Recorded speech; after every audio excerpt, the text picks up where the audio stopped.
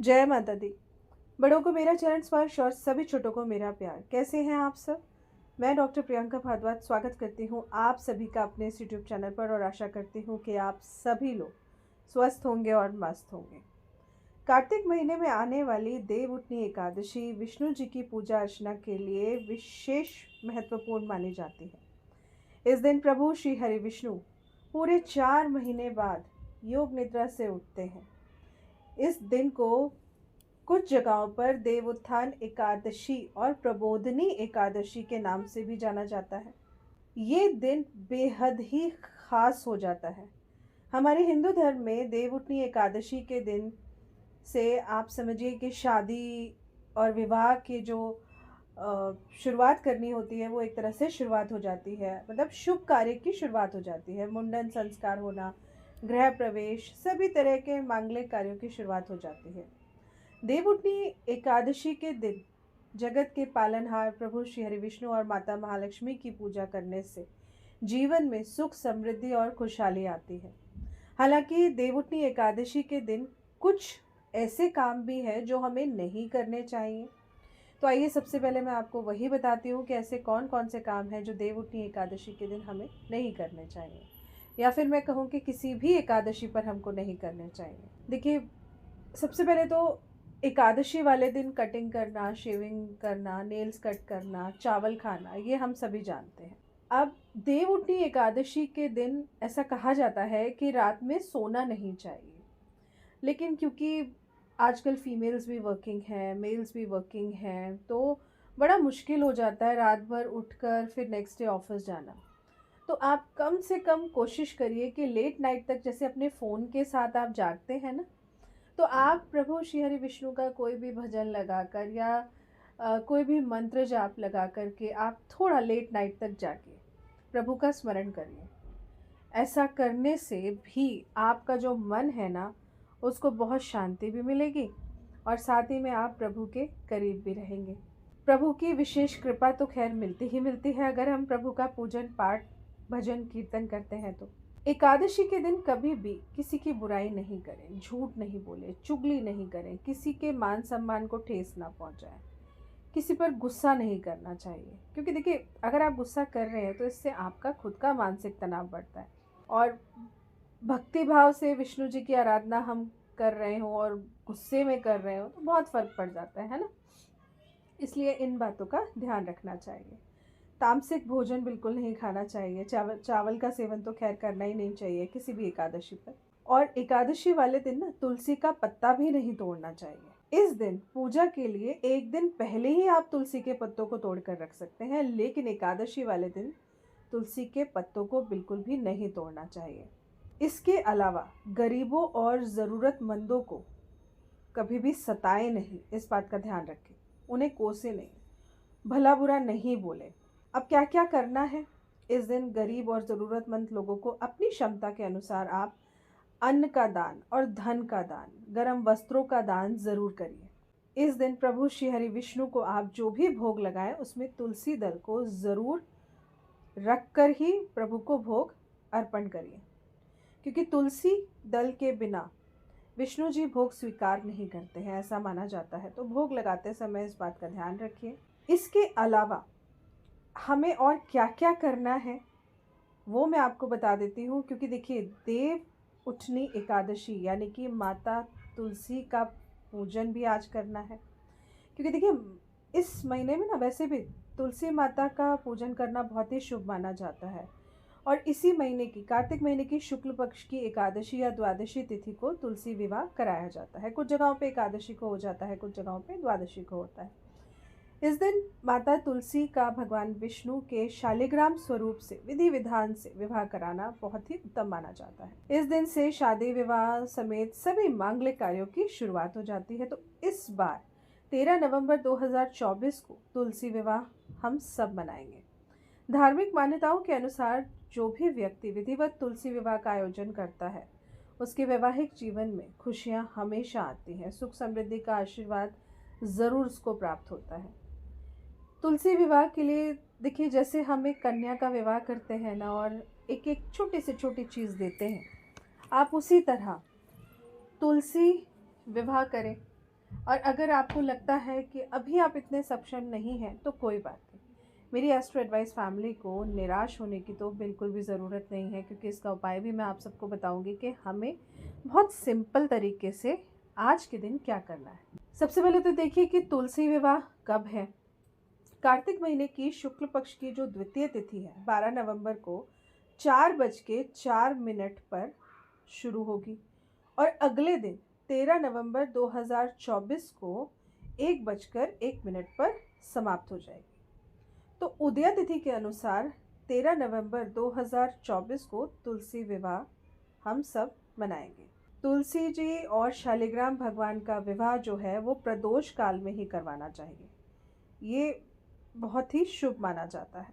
अब हम सबको क्या करना है, देखिए, क्योंकि एकादशी है, माता तुलसी को इस दिन छूते नहीं हैं, जल भी नहीं चढ़ाते हैं। लेकिन जैसा कि मैंने आपको कहा है, जो पूरा कार्तिक कर रहे हैं और पूरा कार्तिक सेवा करते हैं, आप इस दिन माता तुलसी को दूर से दिखाते हुए जल अर्पण करिए किसी बर्तन में, और फिर आप उस बर्तन का जल उठा करके किसी भी पौधे में डाल दीजिए।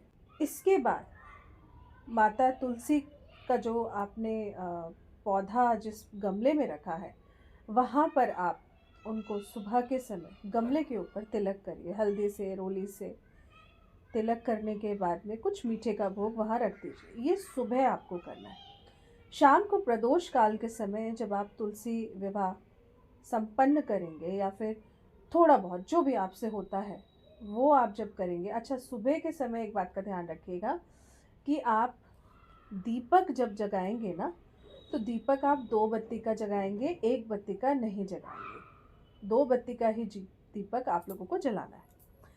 इसके बाद शाम के समय यानी कि प्रदोष काल में जब दिन छुप रहा होगा, उसके बाद में आपको माता तुलसी के पास में 5 बत्ती का दीपक या फिर 5 एक बत्ती वाले दीपक जला के रख लेने हैं। और हर दीपक के अंदर आपको थोड़े से चावल ज़रूर डाल देने हैं। दीपक के अंदर चावल नहीं डालना चाहें तो आप उसकी जगह पर सफ़ेद वाले तिल भी डाल सकते हैं। इसके बाद में आप माँ तुलसी को तिलक लगाइए हल्दी से, रोली से, क्योंकि देखिए तुलसी विवाह आप कर रहे हैं, माँ का श्रृंगार करेंगे, तो ऐसे में माँ को छूना कोई गलत नहीं है। तो आप माँ को तिलक लगाइए, माँ को कलावा बांधिए, माँ को चुनरी उड़ाइए और 16 श्रृंगार का सामान अपनी सामर्थ्य के अनुसार खरीद कर आप माता तुलसी को अर्पण करिए और माँ तुलसी से आशीर्वाद मांगिए कि आप हमेशा इसी तरह अपना परिवार में सब लोगों के साथ प्यार से मिलकर रहें, सब लोग आपके साथ प्यार से मिलकर रहें। जो सुहागिन है वो आशीर्वाद में अपने सुहाग के लिए लंबी उम्र की कामना कर सकती हैं, आपका सुहाग बना रहे, आपके रिश्ते आपस में बहुत मधुर बने रहें। एक छोटा सा खास उपाय जो अब मैं आप सबको बताना चाहती हूँ आज के दिन, जो आपको करना है वो ये है कि आप आज के दिन जब तुलसी विवाह कर लेंगे, सब कुछ कर लेंगे, अगर आपके रिश्ते में बहुत ज़्यादा परेशानी आ रही है, बहुत ज़्यादा दिक्कत चल रही है, हस्बैंड वाइफ के बीच में लड़ाई झगड़ा हमेशा बना रहता है, तो आप सुहाग की जो 16 श्रृंगार की सामग्री शाम को माँ तुलसी का पूजन करते समय जब आप माँ को अर्पण करेंगे, आप सुबह के समय 16 श्रृंगार की सामग्री माँ तुलसी के नाम से किसी भी मंदिर में जा कर के आप, अगर मंदिर में माता तुलसी हैं तो वहाँ पर उनको अर्पण करके आइए और वहाँ माँ को बोल कर आइए कि मैं अपने 16 श्रृंगार की सामग्री आपको भेंट स्वरूप अर्पण कर रही हूँ और आपसे आशीर्वाद चाहती हूँ कि मेरे और मेरे हस्बैंड के बीच में जो भी आपसी मनमुटाव चल रहा है उसको ख़त्म करिए।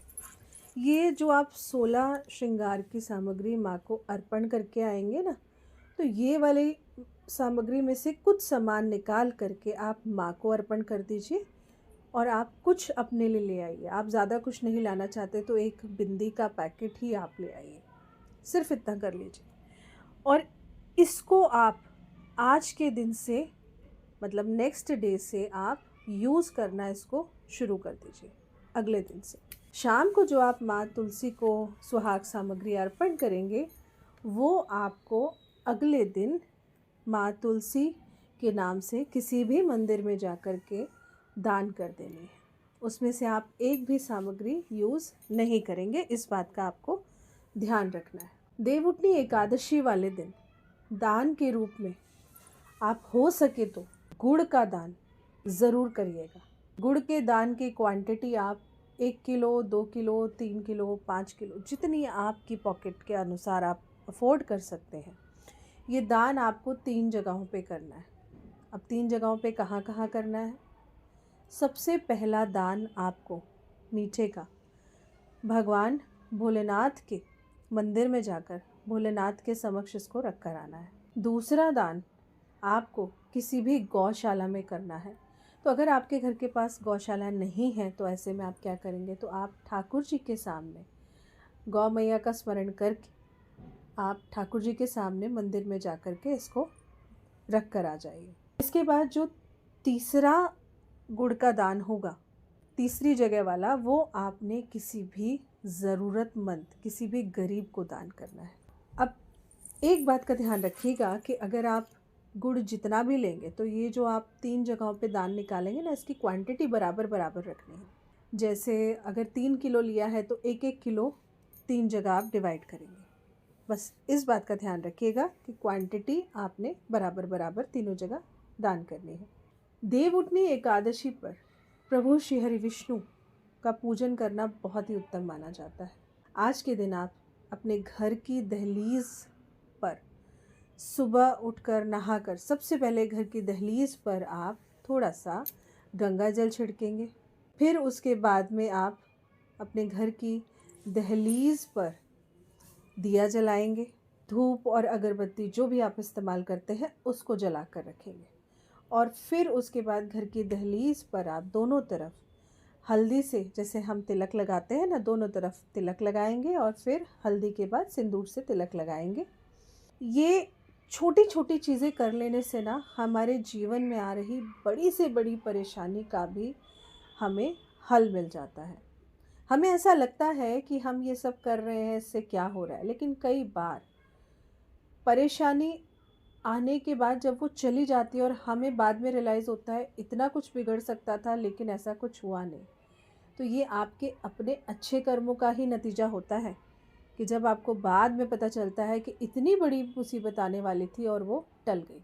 घर की जो दहलीज होती है ना, आप कोशिश करिए कि हर अच्छे अवसर पर आप अपने घर की दहलीज का पूजन ज़रूर करिए। और अगर आप क्योंकि वर्किंग है, बिज़ी है, ऐसा हर बार नहीं कर सकती, तो आज के दिन तो आप ज़रूर करिएगा।